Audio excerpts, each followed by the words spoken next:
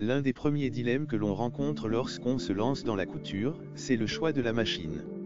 Le plus important consiste à déterminer quelles fonctions vous seront nécessaires.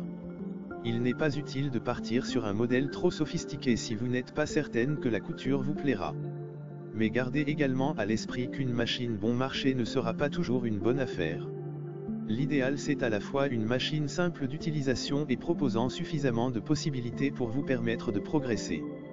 Pour bien choisir sa machine à coudre, il est important de prendre en compte ses désirs créatifs et le temps que l'on souhaite y consacrer, occasionnel ou régulier, reprise, habillement, décoration, patchwork, broderie ou encore le type de tissu que l'on souhaite travailler.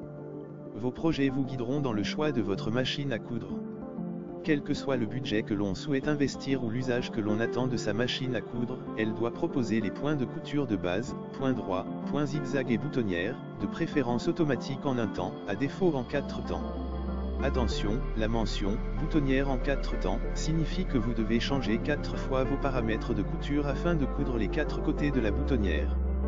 Sur une chemise, cela peut être fastidieux.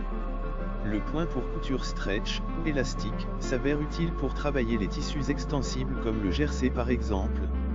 Enfin, le point de surjet, aussi appelé point overlock, permet de réaliser des ourlets de bonne facture, même si un point zigzag serré près du bord peut aussi faire l'affaire.